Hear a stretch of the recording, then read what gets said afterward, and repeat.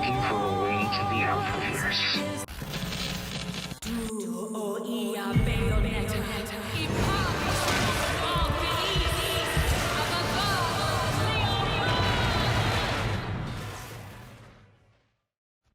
There was so much information in that Bayonetta 3 release trailer. It was so epic. Team Bayonetta is back and they all look so hot. The Bayoverse just got insanely bigger. I have the most realistic theory for now on who these people are, so make sure you stay until the end of the video because it all just comes together. Goodbye mysterious life forms, goodbye Milfs. We now have the confirmed names for these monsters, now called Humonculi, which have the same name as the bioweapons from Astral Chain. To be honest, I'd prefer if they were only references, but if they do end up connecting universes, I do hope they keep it brief for now, at least in Bayonetta 3, and therefore just keep it as a teaser for future games. This trailer was very people-centric. We have a bunch of new characters like Viola, who is essentially going to be the little one, I believe, and my favorite new characters being a tie between Bella Porch Bayonetta and the Ubuyashiki guy, who I think is Sigurd, that Viola was referring to, but we will do a deep initial dive into them later on in this video, so stay tuned for that. We start off the trailer in New York, which is infested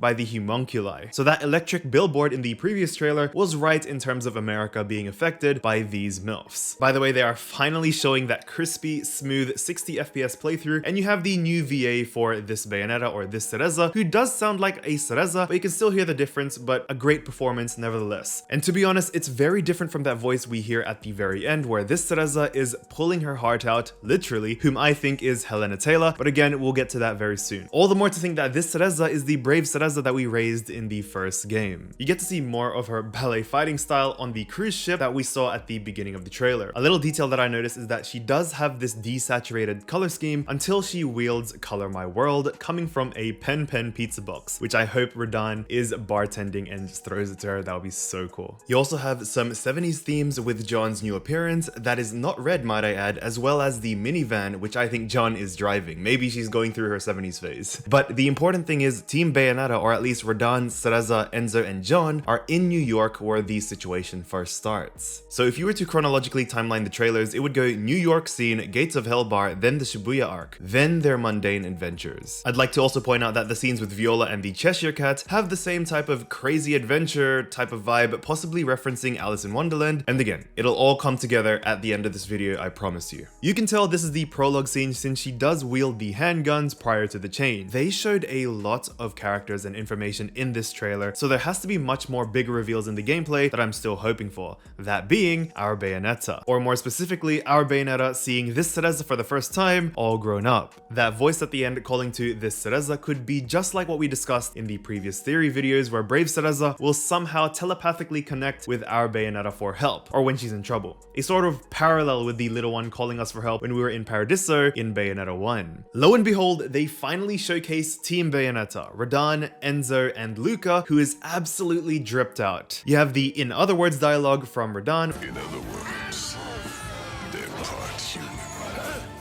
which is an awesome coincidental reference to Fly Me to the Moon, even with the same pause after the phrase. Enzo still has his signature rings, which are an awesome continuity feature all the way back from 2009-2008. Luca, looking more and more matured, is my favorite character development in this trailer, visually at least. If you want to reference the Bloody Fate verse, he wears more purple just like how Antonio Redgrave did. But commenting on his aesthetics even more, I honestly think he would be so fitting to have artificial Lumen Sage magic. Here's what I mean. There are some talks about Viola being an artificial Umbran witch, and I love these tropes in pop culture, especially in anime. You have the natural born ones with powers, then having a generation 2, being either artificial or a derivative from the original. Think Fairy Tail with Dragon Slayers, or Infinity Stone users with Infinity users like Wanda and Captain Marvel. Miniking and Creative Handle both mentioned that Viola is the same woman that Luca first met in his first appearance in Bayonetta 1. I absolutely love this. It's awesome to have that sort of callback to the first game. I remember in 2020 where someone just commented on my channel that they were suspicious of that woman because she had the same character model as Umbran witches. If you are out there, buddy, and if you are watching this, I will find that comment, but props to you. You are one of the OGs. So if Viola is the same girl, which is why Luca reacted that that way, then there's definitely some sort of human experimentation that potentially this guy is all behind, or more specifically, or more likely, this guy at least knows about. Going back to Luca, I think he is much more experienced and more prepared, and even has the looks for a second generation Lumen Sage, which I hope they dive into throughout the story. Like, the only one who can attack this Humonculi is using a light element, and lo and behold, Luca, who has been traveling and training, surprises us with Lumen Sage arts. I think that would be awesome. Like, this just went by a lot of our eyes, even me, but he is actually dodging these Humonculi, these bioweapons, to even smiling, which is an awesome character development compared to when he encountered angels for the first time. The song in the background, I believe, is the Mysterious Destiny, or the Tomorrow Is Mine of Bayonetta 3, quote unquote. And thanks to Crazy Gal and Iggy, look at these lyrics. Awoken by whispers of destiny, I reach for you as you call out my name. Longing for your touch to bring me back to life, only you can save me, rekindle the flame. 100 miles away, I feel your heart. It beats for me, we can never be apart, etc, etc. Could this be talking about our Bayonetta and Cereza actually reuniting? Call out my name, which could be a hint to this Cereza calling out to our Bayonetta for help, which almost 2 years ago we predicted. Rekindle the flame, which could be signifying the flame that both brave Cereza and our Bayonetta once had, at least in a parental sense. You then have one of my favorite parts of the trailer where she has basically full control of her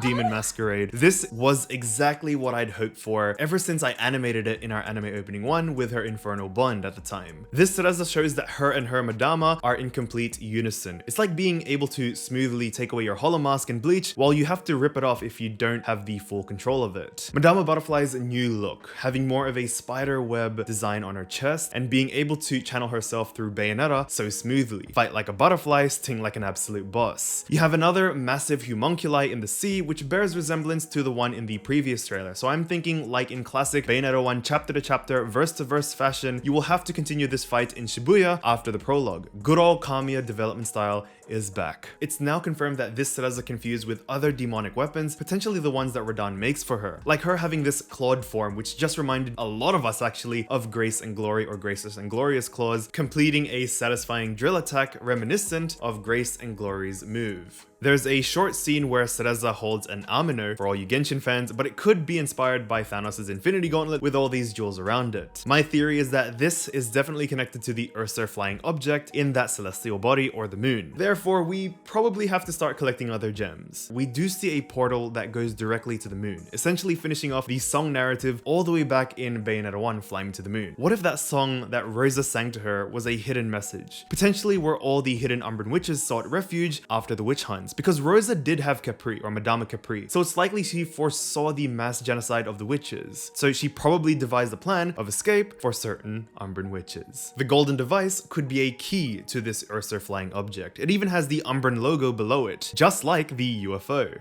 Bayonetta is just looking as beautiful as ever. She does her signature look above her glasses while talking to whom I think is Radahn, a sort of sarcasm after he literally explains everything going on, or she may just be talking to or referring to Viola, who is explaining everything in the scene after she tells them all about the Humonculi. They then misdirect everyone by chucking a huge Marvel trailer misdirection where it seems like she talks to this Phantasmarane, who, if IMDb is correct, is confirmed to be Mr. Tommy Earl Jenkins, who is an awesome voice actor in person. Thank you so much for following our channel, sir. But it looks like this Phantasmarane cuts a deal with Cereza in order for his powers to be used, which tells me that Cereza doesn't have control over more infernal demons. This is quite a cool reference. You have these billboards where Creditrix is mentioned, which is also a company building in Astral Chain. Another hint of the PlatinumVerse happening. Or again, maybe just another reference, just like Lappy, which I hope for. Can you imagine, after all your adventures in Bayonetta 3, we then have an end credit scene, a sort of No Way Home like scene where they finally meet, or at least some hints to it. I think that's the best way they should do it. I wouldn't introduce any other IPs or characters, other IP characters, sorry, in Bayonetta 3 just yet. Just introduce us to the possibility of the PlatinumVerse. We have a new Humonculi monster, which is reminiscent of a bull or even a stag beetle. But the main importance of this scene is, one, we finally see Madama Butterfly's legs, which means we'll be able to demon slave / summon her. And 2, we finally get to see the pantsu scene from this Cereza since it's not a Nintendo Direct. In this next scene, one of the most mind-blowing scenes in the whole trailer, we could be in another timeline or be in the same location as where Luca was staying. This whole Infinity Train just choo-choos right in to save Cereza from the lava. A sort of Deus Ex Machina, Rick and Gwen type of situation. Bella Poarch Bayonetta comes in to save the day with an Oriental-styled outfit and armor. You do see a summoning glyph behind her, just like how Cereza summoned Gamora, which indicates that she's summoned Thomas the Dank Engine or is powering it up with her own magic. But you do see her golden dragon armor, which is the same as the golden dragon sword that Viola has. So what if these two are not variants, not dissociants, but duplicants? I theorize that they are both second generation Umbran witches, which have been artificially created, but you need an initial vessel to activate them. Viola's vessel was that girl Luca met in Bayonetta 1, and Bella Poarch's Bayonetta was another victim of said experimentation. She has her right eye covered, which could have been wounded after years of experimenting, or judging by her scar, was experienced or is experienced in fights to the death. Her Umbran watch is completely similar to Cereza's, and Nintendo has publicly said with a question mark to Bayonetta's, which were my videos almost 2 years ago. There's some inscription on it on her Umbran watch where I can see 2 T's, so far could say the same thing as Cereza's one. I initially thought that this was another timeline or another world because Bella Poarch's Bayonetta mentioned that this world is under my protection. But just to think out of the box, if there's still time travel in this game, what if this is Umbran Witch Ava? The crown, the vibe, and just her dominance that she exerts. I kind of think now that after I've calmed down, Nintendo saying 2 Bayonettas is a huge misdirect. It could even be Rose's sister for all we know if they want to chuck a Shang-Chi. What if there was an absolute renaissance of experiments on humans now that all Umbran witches were gone? Like either this person or someone else just saw the opportunity to make second generation Umbran witches who he or she or they could control. Another thing to add on to that theory is, remember those coffins that held the blood of Umbran witches? Are they going to chuck a Nagato, Obito, Kaguya at us, revealing that Boulder was controlled by Lopter, but Lopter was controlled by this person to get the DNA of all Umbran witches to make his own army? One last thing about Bella Poarch Bayo, I believe her saying this world is under my protection, quote unquote, is another way of essentially saying I'm also a main character. But more specifically, it's likely that Cereza wasn't the only fighter in the world. So Bella Poarch Bayo could just be referring to the world, and she's the one who protects it, as if she's been on her own adventures all this time, just like Viola. The train also bears a huge resemblance to the railgun train from Cabineri's Iron Fortress, being a tank and all. It's inscribed with T696. Nice. But I think it's just a random number or a random cosmetic, so let's just keep— Psych! 696 has been interpreted as an angel number, which means learning from failures or decluttering one's life. That sort of gist. And some have even gone to the extent of it being a sign that you have the protection of the divine realm. You also see this symbol, which I thought was Nordic, but it has so much more similarities to the ancient seal script form of the character for dragon. I theorize that this scene is in 1600s Asia, where Umbran witches around the world are still alive. Why do I think 1600? Umbran witches were criminally advanced, so having the ability to summon or at least invent a magical train, just like how European Umbran witches invented mechas, they were so ahead of their time. Steam trains didn't come to China until the 1800s, so I think a good 200-year advance wouldn't be too much off an estimate. Therefore, I theorize part of our adventure in Bayonetta 3 will be about seeing what happened within those 500 years when Cereza was in her slumber, while these Humonculi follow along. How awesome is that? We now have the most anticipated reveal in the trailer. We finally see Viola, the mystery swordsman we've all been theorizing about. She is so far a new character, but technically if she is that same girl, she's been there from the very start. She's in the Gates of Hellbar, where we see Radahn again, but we then see an apocalyptic scenery where Humonculi have absolutely invaded the city. But what's more interesting are these alien squid-like trophies hovering around. Judging by the purple and blue flames within each of them, while they are connected to the city, they are sucking the life force out of Earth. The twist is that Viola reveals that the Humonculi are man-made bioweapons, again, just like in Astral Chain. I honestly believe this person is the one behind it all, or at least one of the high-ranking officials of the Humonculi. There are more scenes of people being attacked, which are a little bit more detailed than the ones in Bayonetta 2. But if these Humonculi are going after humans, I also theorize that whoever is behind all this wants to essentially cleanse the world. Of course, just like in most modern shonen, but more specifically, what if they're trying to make everyone into controllable second-generation Umbran witches? At least Viola is on our side. willing to stop whoever is controlling all the Humonculi. Though she then mentions not just Earth, but all of reality to be potentially wiped off. If we don't stop them, this world is history, and reality as we know it gets wiped out for good. So it's very likely that even Paradiso, Inferno, and Purgatorio are at risk as well. This just made me think of an awesome situation. Could the worlds that we have been fighting in the past 2 games for years be finally teaming up with us to get rid of these Humonculi? It's good that she's talking to Radahn, since he may have some sort of connections with Paradiso and Inferno still intact. I mean, I always love the tropes where an enemy of an enemy is a friend, kind of temporary mutual agreement, but in this case, it's whole realities of Inferno, Paradiso, and Chaos banding together to defeat the Humonculus, or potentially the Alphaverse. We then get to what I think is the most emotional part of the trailer, where we are in some sort of sky world. It bears a similar resemblance to the world that we saw in the previous trailer. It could also mean that we are going back to the Sunrise and Crescent Valleys. You see these purple bars, which I think could be portals or wormholes from other parts of the galaxy. I had a small theory that these Humonculi are man-made, but they were made in some place far away from Earth, and these portals are how they got through. If these man-made creatures are from outer space, Bayonetta is finally diving into the interplanetary lore that they teased with Yagyu all those years ago. Viola summons her signature demon, the Cheshire Cat, which is super reminiscent of the one in Alice in Wonderland. So glad that we dived into that last year. And it looks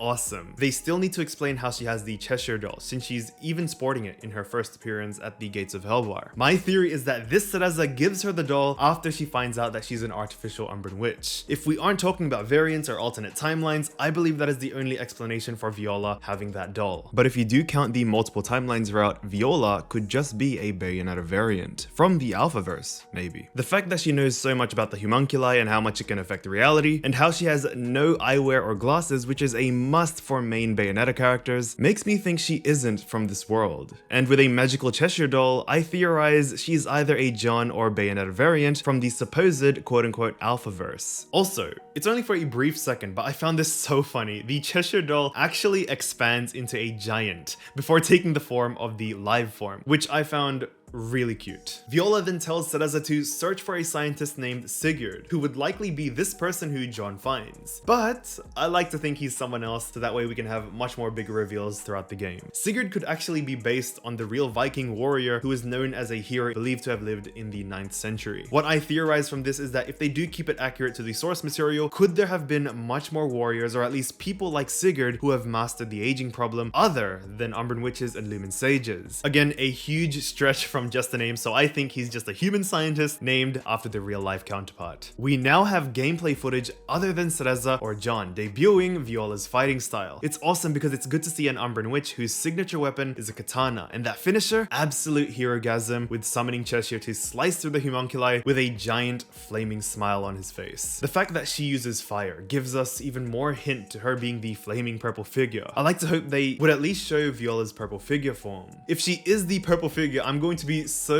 livid, since connecting the purple figure with the Cheshire doll has been my thesis ever since I started doing Bayonetta 3 theories. You are fighting in this sort of jade temple, reminding me of the Raiden Shogun fight or the child fight scene in Genshin Impact. And look at that running scene. Is this Bayonetta or Nier Replicant? It just looks like a completely different game to what we're all used to. But this location looks to be either ancient Asia or where Luca was in the beginning of the trailer. The new thing is, they are finally doing what they tried to do with Young Boulder in 2013-2014 Bayonetta 2, where we played different perspectives throughout the game, reminding me of Nier Automata Route B. The next big reveal, which I think is absolutely perfect, is when John finally shows herself sporting that 70s look, with her Mira Jane hairstyle, fur coat, and bangles. I theorize this is after the scene where Viola explains the Humonculi, as well as the John versus Viola, which I absolutely love. What I love about this scene and how they portray John is that it looks like she's doing all the Shadow Hokage, quote-unquote, underground type of work, just like how Sasuke was doing investigating out in the world. So Cereza and Viola are out together fighting, while John is off alone, actually finding people connected to the whole operation. This person, who is likely Sigurd that Viola was talking about, name drops the cornerstone that changes the Bayonetta world forever. You're looking for a way to the Alphaverse. which I theorize is a hint to the PlatinumVerse if they're going to connect those worlds, or a separate realm that is not part of the Trinity of Realities or even Purgatorio. When I say the Bayoverse just got big, it just got big. The facility bears resemblance to the buildings in Astral Chain, but it's run down all around with Humonculi terrorizing the outskirts. The level of futuristic technology that this person has is a huge jump from what we're so used to seeing in Bayonetta 1 and Bayonetta 2. Cute lolpop theorized that it was Aesir's body without Lopter's soul, and it's in a vegetative state. Similarly, I theorized that this was a Lopter or Aesir variant, essentially the kindest Aesir or kindest Lopter, just like He Who Remains compared to Kang the Conqueror. But his voice coupled with the emotional anime trailer music just killed me. It reminded me of Ubiyashiki from Demon Slayer, a sort of high-ranking scientist or high-ranking official who spends his days in a pod or bed trying to figure out a way to end all the mayhem. That's the archetype I believe this person is. The ending scene just shows Cereza and Viola flying on a summoned Cheshire, where initially I thought it was Fimbulventer, since it looks so familiar and that they are so close to the shoreline in Noatan. Why didn't they just use the infinite witch twist glitch, just like what Sniper Iguana did? This emanates mid-game vibes, where they are kind of already trusting each other and that they have gone on some adventures and they're going to meet quote-unquote someone, possibly at the top of the mountain, later referring to him. If it is Fimbulventer, I would love to see the top again and see how much it's been unmaintained, to see how much time has really passed. I know this is wishful thinking, but imagine if they are still timeline hopping and will revisit the events of the battle against Aesir in Bayonetta 2, just like how the Avengers revisited the Battle of New York. Now why? Maybe to recruit Bayonetta, or to borrow the eyes of the world, since this point is where the Sovereign One and the two eyes are in one place at one time. We then cut to one of the most shonen moments of the trailer, and I remember saying John would fight the swordsman, and lo and behold, it happened. This is happening during their first encounter, and you know how defensive John could be with meeting new people. But the new thing is that it's canonically a new fight for John on screen, since all she's fought alone was, in fact, you guessed it, Bayonetta. It took them over a decade to get her to fight someone new, and I am keen for this. We are going to see much more footage of John. I hope they do not seal her away, just like in Bayonetta 2, and she is going to be doing some missions. That's what I love to see. We get a glimpse of Viola's witch time, which I hope is using through second generation artificial means. The fact that John still picks on and teaches Viola how to fight could hint to Viola having only have had her skills at least less than John's, which means Viola was either artificially created after the witch hunts or very recently. John even refers to her as her pet name, Kitty, quote unquote, which just adds on to the purple feline Cheshire Cat theme that Viola signifies, or emanates. After the release date hint, we finally see Cereza fighting a new monster, which looks nothing like a Humonculi, so I theorize this creature is directly from the moon. Again, the Bayoverse just got bigger, so it's not just 2 to 3 parties anymore, like in the previous games. This creature has a cathedral glass-like wing, or cape, I think, which reminds me of butterfly wings. That tells me that it's possible that there are people on the dark side of the moon, potentially even being connected to the Earth's Umbran flying object. I theorize whoever is on the moon foresaw the Humonculi and created bioweapons of their own. There is a constellation on its abdomen, and I searched far and wide for this, but the closest I could find was Perseus, which coincidentally was the name of the cafe in the first trailer. Or more realistically, it reminded me of a simplified Leo constellation, which the creature could be based off of. But if you can find out what this constellation exactly is, let me know in the comments so you can be featured in the next video to update a lot of these theories. Another theory I had with this creature is that it could be a failed experiment, a sort of chimera for those humans who were incompatible with Umbran witchblood, or at least failed to become second generation witches. It's also known that humans have the ability to turn into other creatures in the I just noticed something while editing. What if this is not a creature, but a form? Just see how unique these rainbow wings are. I think there's only one of this creature. Maybe we don't need to look for a specific constellation, but a constellation, which is why I couldn't find it. Like the statue, named Constellation, made in 1895 by Auguste.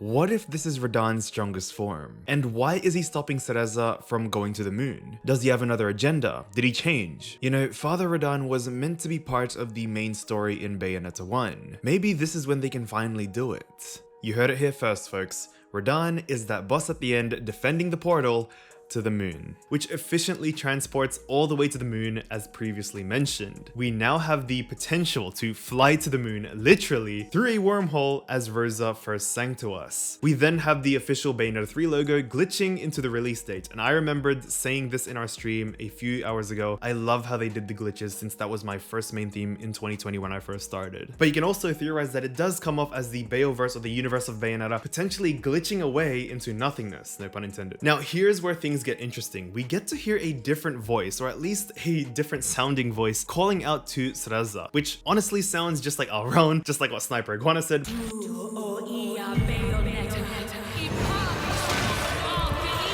But it ends up with Cereza pulling her heart out in an infernal circle, like she's sacrificing herself. And gosh, I wish she held my heart like that.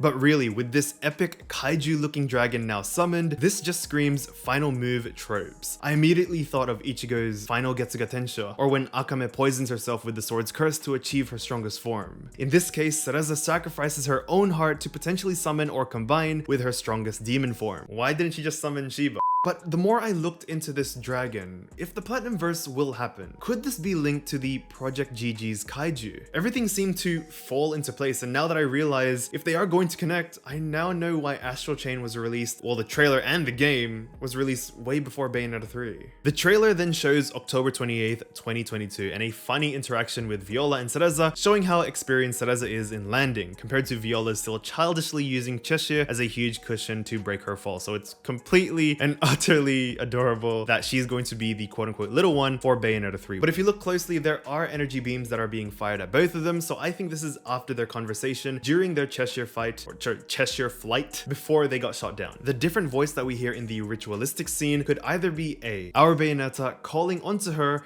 from another timeline, B, this is Cereza's own intrusive thoughts, or C, all around. I just think the voice just sounds completely the same. It really does, I don't want to lie. But if I were to pick, now that I think about it, I theorize it's her own intrusive and evil thoughts. That water pulse before she rips her heart out just screams quote unquote from within, and I think it's simple. This is the only way and last resort against the Humonculi, or whoever's controlling the Humonculi. As much as I want it to be Helena Taylor's voice, aka our Bayonetta communicating to brave Cereza from a different timeline, what if after all the time traveling, the fighting, the connection, everything was just useless? So this Cereza tries to summon her Saigono or final climax summon, at the cost of her own heart, to get rid of all the Humonculi for good. Another reason why I think it's her own thoughts is that the Umbran glyph is now updated with an outer ring saying draw my darkness, draw my darkness. So it feels like this dragon is the strongest infernal summon, potentially being even stronger than Shiba, since I feel like the user will die after using it. I theorize you sacrifice your heart so that pools, keyword pools, all your dark bottled up trauma all into one summon, which was that dragon. So I think that's why it's so monstrous. Cereza has been bottling up all those traumatic experiences she experienced as a forbidden child. Or,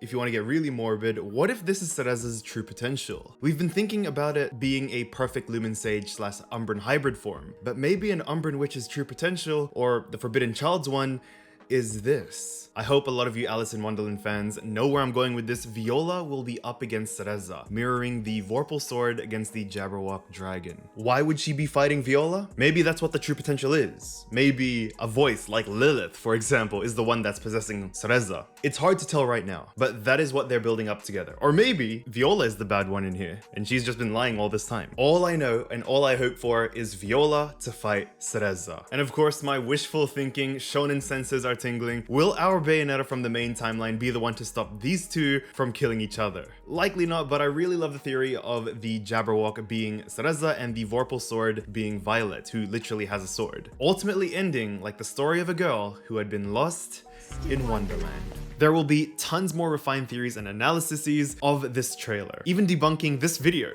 coming up with new ones with much more information. Thank you so much for watching. I'm Raken, and never get disheartened.